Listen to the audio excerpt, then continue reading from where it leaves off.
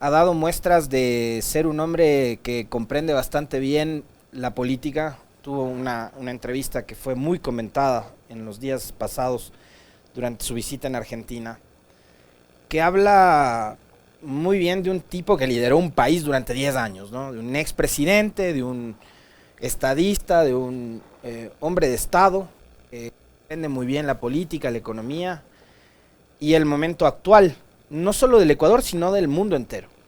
Así que no voy a decir que me sorprende lo que ha dicho ayer, lo que sí voy a decir es que me complace escucharle a Correa hablar de la posibilidad de conformar un frente amplio. Y ya voy a profundizar eso más adelante, porque primero quiero decirles que este tema ayer se me quedó ahí en el cajón, porque en realidad era sobre eso que quería hablar, pero hay cosas que también terminan siendo coyunturales y nos van arrastrando, ¿no? Lo que vivimos durante el fin de semana por el tema este de la obligatoriedad de la vacunación, por el pedido de la presentación de carnés al momento de usted ingresar a centros comerciales o oficinas públicas, etcétera. Ayer, por ejemplo, y les cuento esto como anécdota muy personal, fui a cambiar los neumáticos de mi vehículo y en el local que suelo yo hacer este tipo de cosas, la propietaria antes de ingresar a su oficina me pidió que le presente el carnet de vacunación. Entonces, bueno, y verificó que esté mi nombre, que esté mi cédula y las 2 dosis, etcétera. Cosa que además creo que está muy bien, porque si no nos cuidamos entre nosotros, esto se va a complicar. Pero como nos arrastró el tema del Omicron y la vacunación y demás, se me pasó a hablar sobre esto.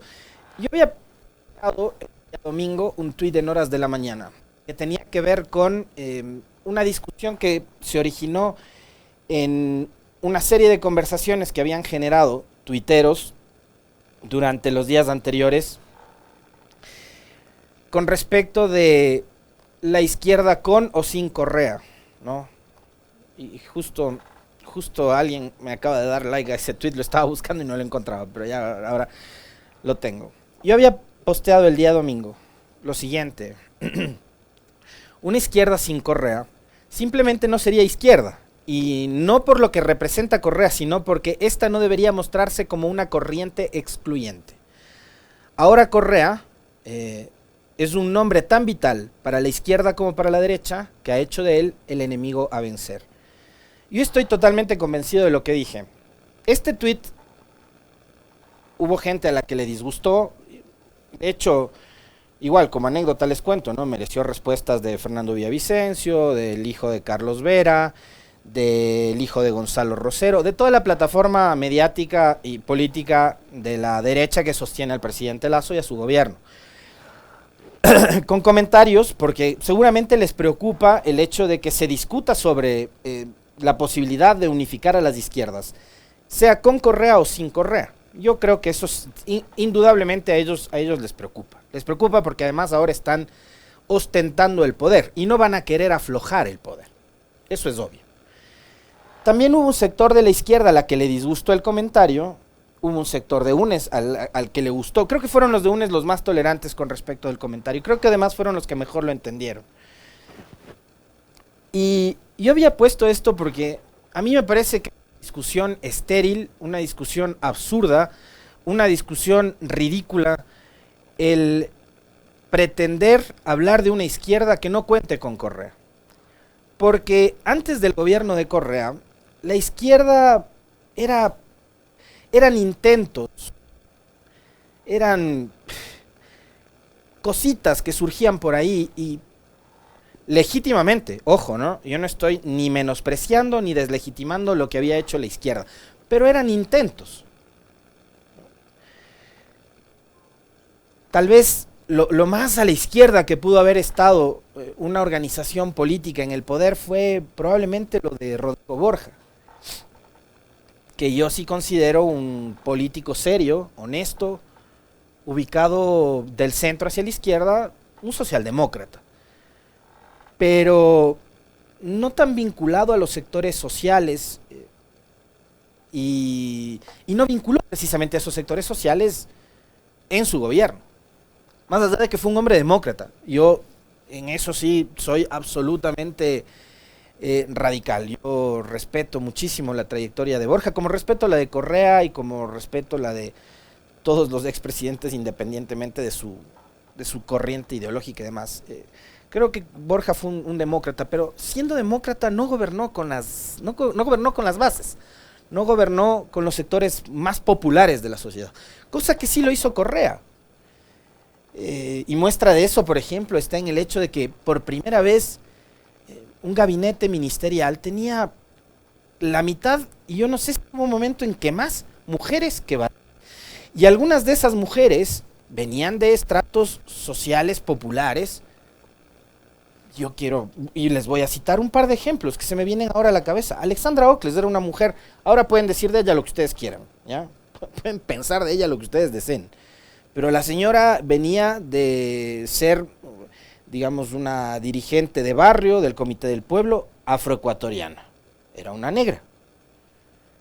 Les voy a citar otro ejemplo, y que además hoy sigue militando en la Revolución Ciudadana, muy consecuente, totalmente consecuente, leal a lo que fue el proyecto político de la Revolución Ciudadana y a Correa. La prefecta de Pichincha, Paola Pavón. No me van a decir que Paola Pavón no era una dirigente, además desde la escuela y el colegio, dirigente estudiantil, de base popular. Fue ministra de Estado con Correa, fue asambleísta con Correa, hoy es prefecta de Pichincha. Entonces, creo que cuando llega Correa al poder, las izquierdas tienen una verdadera oportunidad de poder administrar precisamente lo público y el poder. A diferencia de lo que había pasado, insisto, con Borja, ¿no? O sea, Borja tenía el ministro de gobierno Andrés Basejo. ¿Quién es Andrés Basejo? El actual embajador de Lazo en España. Entonces, bueno, vengan a decir que el gobierno de Borja era un gobierno popular y de izquierda. Ahí sí podemos sentarnos a discutir largamente. Correa involucró a los sectores sociales y a los sectores populares. Pero ¿qué pasa en el transcurso del tiempo? Porque además Correa gobierna 10 años, y en 10 años pasaron una infinidad de cosas. En 10 años hubo un intento de golpe de Estado, que fue lo del 30 de septiembre del 2010. Es indudable que ahí hubo intenciones y hubo grupos políticos y uniformados que buscaron no solo derrocar a Correa, sino yo creo que incluso hasta asesinar a Correa. O sea, ahí están unos audios, ¿no? de la radiopatrulla de un tipo diciendo que había que matar a Correa. En esos 10 años, como les digo, pasaron un montón de cosas. Y entre esas tantas cosas, y como claro, una cosa es estando en el poder y otra es de la otra orilla, cuando cuestionas al poder, que es lo mismo que le está pasando a Lazo ahora. ¿O no se acuerdan cuando Lazo iba a las manifestaciones indígenas y a las concentraciones indígenas a decir que acompañaba la lucha del pueblo indígena para derrocar al tirano? Bueno, ahora él es el tirano, porque una cosa es con guitarra y otra cosa es con violín. Entonces en esa época pasó algo parecido. Y se marcaron unas diferencias y unas distancias además en la forma de ver temas tan fundamentales como por ejemplo la minería. Y ahí sí se marcó una distancia enorme entre lo que pensaba el gobierno de Correa, lo que pensaba la Revolución Ciudadana, lo que hacía el gobierno de Correa y lo que, por ejemplo, proponían ciertos líderes del movimiento indígena. El tema de la minería, el tema en general del extractivismo, la protección a las reservas hídricas y demás, ¿no? A pesar de que en el gobierno de Correa, y esto hay que ser muy, muy coherentes al decirlo, se creó una Secretaría del Agua. Secretaría del Agua que fue eliminada en el gobierno de Moreno, que la fusionó con el Ministerio del Ambiente, ¿no? Entonces, ahí alguien va a decir, bueno, Correa no se preocupaba, no, pero Correa te creó una Secretaría del Agua. Se generó la aprobación de una ley para el buen uso de los recursos hídricos durante el gobierno de Correa y demás. Pero todos esos temas profundizaron las diferencias entre sectores de las izquierdas. Y ahí está la Revolución Ciudadana y está también el movimiento indígena. Ayer dice Correa lo siguiente, y les quiero proponer escucharle además para partir de las palabras de Correa, para que no salga alguien como ayer en redes sociales que dijo que estábamos desinformando, pero escuchémosle a Correa qué fue lo que dijo con sus propias palabras, en el espacio de Jimmy Jairala, por favor. Creo un gran frente de las izquierdas La situación del país es tan grave que el frente debe ser un frente patriota, democrático, bienvenido. Si hay gente derecha, honesta, comprometida con el país, la vamos a excluir. El frente es más amplio, en función de un programa, no tenemos que querernos, no tenemos que coincidir, sí tenemos que tener un mínimo de confianza política, mínimo de principios y valores, que es lo que alguna gente no entiende. Hay gente que ya cruzó líneas rojas, que de eso ya no se puede volver, ¿no? Sería perder más que ganar. Entonces, con esas características, formar el frente más amplio, porque la situación del país así lo exige. Claro, usted no lo llamaría en todo caso el frente de las izquierdas, ¿no? Una especie de pacto, una cosa un poco más general. Una gran alianza por la patria, pero además todo el mundo se dice de izquierda en el país, pues.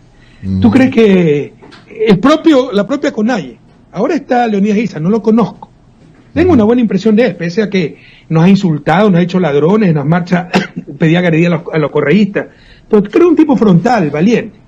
Pero Luis Maca fue de los transitorios, pues. Fue cómplice de Trujillo, se quedó calladito cuando Moreno le ofreció eliminarle UNASUR y regalarle el edificio UNASUR para la universidad indígena que él había creado. ¿Tú crees que eso es de izquierda? ¿Tú crees que una Lourdes Tibán es de izquierda? ¿Tú crees que un Yacu Pérez es de izquierda? Entonces cualquiera puede decirse de izquierda. Otra cosa es serlo. Y ser izquierda inteligente. Porque más es izquierda cavernícola, que cree que estamos todavía en la revolución industrial. O es izquierda con indigenismo infantil, que cree que el buen vivir es la premodernidad. Yo no me siento en absoluto identificado con esas clases de izquierdas. Bueno, esta para mí es una de las mejores versiones de Correa que he tenido la oportunidad de ver y escuchar. Porque comprende bien el momento que está viviendo el país. Al final lanza sus pullas en contra de Yacu Pérez, de Tibán. Sus razones tiene Correa, ¿no? Porque, digamos, en el caso de Lourdes Tibán, y a pesar de que acá se ha dicho que durante el gobierno de Correa no se ha respetado la libertad de expresión, la señora dijo lo que le vino en gana todo el tiempo cuando gobernaba Correa.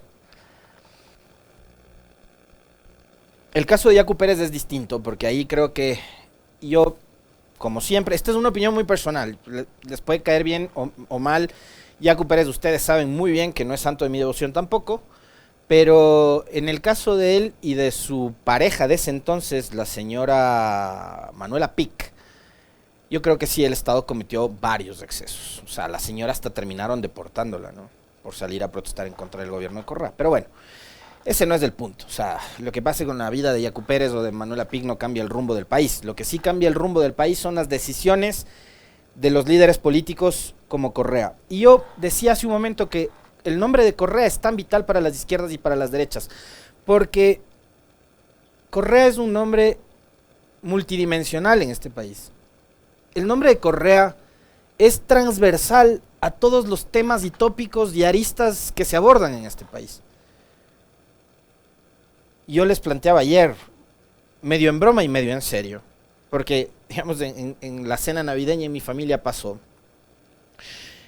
Y ahí, democráticos como somos, hay gente que está a favor y hay gente que está en contra de Correa, pero yo creo que en ninguna mesa en la noche de la Navidad, o muy pocas mesas probablemente habrán evitado hablar de Correa. Yo creo que se habla de Correa en el trabajo, en la oficina, con el taxista, o sea, pasa. Y no porque lo diga yo, pasa, porque esa es la realidad. Porque se trata de un hombre que tiene un liderazgo, además que es... uno no puede desconocer el liderazgo de Correa. Por eso gobernó 10 años. Y gobernó 10 años por el favor popular. No porque yo se los diga, ¿no? Ni porque unos pocos hayan querido, ¿no? El hombre ganó las elecciones y ganó todas las elecciones que quiso. Y es indudable que Correa tiene un liderazgo muy fuerte y que hoy por hoy es un liderazgo que le sigue siendo incómoda a cierta izquierda y es un liderazgo que le sigue siendo incómoda a la derecha, obviamente. Ahora, ¿la derecha necesita de Correa? Obviamente que sí necesita de Correa, porque es su legítimo contradictor. Y porque para ellos es su principal enemigo. Yo no digo adversario porque ellos lo convirtieron a Correa en enemigo. Y todo lo que tiene que ver con Correa y con el correísmo es su enemigo. Por eso han querido encarcelarlos, por eso les han puesto grisetes, por eso les han perseguido, por eso les han exiliado, porque son sus enemigos.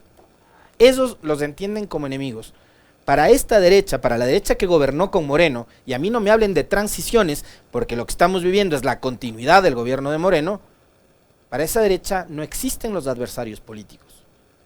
Yo sí fui uno de los tontos que se tragó la rueda de molino de que no vengo a perseguir a nadie, no vengo con lista de perseguidos, me la comí como un tonto, como un inocente. Y acá vemos que la ruta no se ha cambiado, que no hay ninguna transición, que vivimos el mismo modelo del morenismo. Hoy, entiendan que la política y en la política hay adversarios y que la oposición tiene el legítimo derecho a oponerse, porque no todo lo que ustedes hacen es perfecto. Y ese también fue uno de los errores y de las tantas cosas en las que tenía que hacer autocrítica Correa y su gobierno, que también fueron, digamos, poco tolerantes con ciertos opositores. Ejemplos hay. O sea, lo que pasó con Villavicencio. ¿Quién era Villavicencio antes de Correa? ¿Quién era Emilio Palacio antes de Correa? Les suelto ahí eso como para también meterlo en este debate. Pero la mejor parte del relato de Correa, y con esto quiero cerrar porque me parece que tiene una comprensión absoluta de los problemas que enfrenta el país, y creo que ya lo venía diciendo Correa desde mediados del 2020. Hay que conformar un frente patriota que no sea ni de izquierda ni de derecha, que no se etiquete, que sea democrático, en donde se junten, como ha pasado, por ejemplo, en Uruguay, donde hay un gran frente amplio, como ha pasado, por ejemplo, en el justicialismo de la Argentina, donde el Frente de Todos unió a las diversas corrientes del peronismo. ¿Para qué? Para ganarle a Macri, que estaba despedazando a la Argentina, que estaba hipotecando a la Argentina con el Fondo Monetario Internacional, que es lo que dejó haciendo Moreno y que es lo que sigue haciendo Lasso. ¿Ya?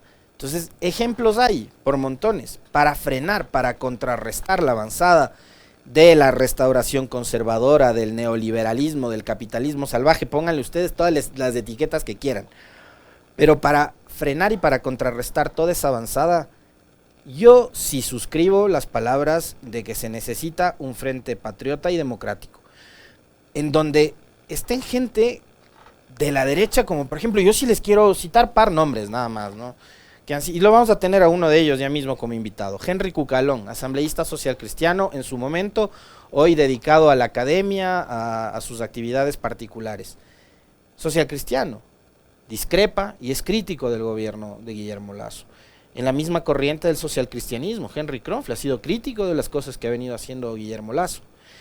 De la misma mata, tuvimos aquí hace pocos días atrás a Jofre Campaña, abogado, en su momento también un opositor acérrimo del correísmo, un hombre crítico con el gobierno de Guillermo Lasso, porque sabe que lo que está haciendo el gobierno en estos momentos es beneficiar a un pequeñísimo grupo económico muy poderoso, dejando de lado proyectos y políticas sociales que están dejando en el absoluto abandono al resto de ecuatorianos. Por citarles nombres y casos de la derecha, para aparecer una Cristina Reyes, con quien el correísmo también tuvo unas profundas diferencias, pero si se trata de sacar y de empujar la carreta que se llama Ecuador hacia adelante, yo creo que en algún momento también van a tener que deponer actitudes. Y del otro lado, o sea, hay gente que tiene muchísimo talento y mucha experiencia como para poder sumar. Que no se debe coincidir en todo, absolutamente de acuerdo, que debe haber un frente amplio donde confluyan izquierdas y derechas. Y fíjense ustedes, ¿no?, que Correa, cuando se refiere a Leonidas Issa, dice de él que es un tipo frontal y un tipo valiente.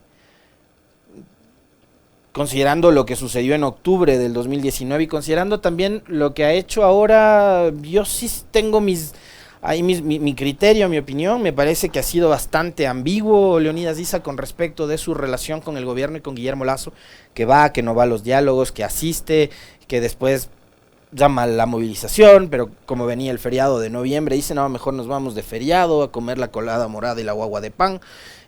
O sea, yo sí tengo mis dudas con respecto de, digamos, la solvencia al momento de ejercer la oposición. Pero Correa dice de él que es un tipo frontal y valiente, a pesar de todos los insultos que Issa ha proferido en contra de Correa y del correísmo. Y aquí le hemos preguntado en varias ocasiones a Leonidas Issa si él estaría dispuesto a conversar. Y parecería que de parte de él hay por lo menos algún tipo de intención. Pero después menciona Correa los nombres de la dirigencia que probablemente también ejerce presión. Y no se olvida Correa, porque Correa tiene memoria. Y también los ecuatorianos tenemos que tener memoria. Parte de esa dirigencia indígena histórica es Luis Macas. Luis Macas fue parte del Trujillato. Ese Trujillato que destruyó el país. Esa transitocracia que hoy, por ejemplo, producto de esa transitocracia, hoy le va a tocar pagar al Estado ecuatoriano indemnizaciones por la destitución de 23 jueces, de 36, en el 2019. ¿No? Y ayer la Judicatura sale con un comunicado que resulta ser una burla, tratando de escudarse, ¿saben en qué? En la dichosa consulta popular apoyada por Moreno, por Lazo y por Nebot, ¿no? Diciendo que el pueblo había pedido la reinstitucionalización y la renovación y no sé qué. Ese mandato era al Consejo de Participación Ciudadana. No ustedes, señores de la Judicatura. Ustedes mandaron a su casa a 20 y pico de jueces porque les dio la gana y van a tener que hacerse responsables de sus errores. Y ayer lo anunciaba también Ricardo Vanegas, en buena hora. Vamos a ver qué es lo que pasa con eso. Los señores de la Judicatura tienen que enfrentar un juicio político.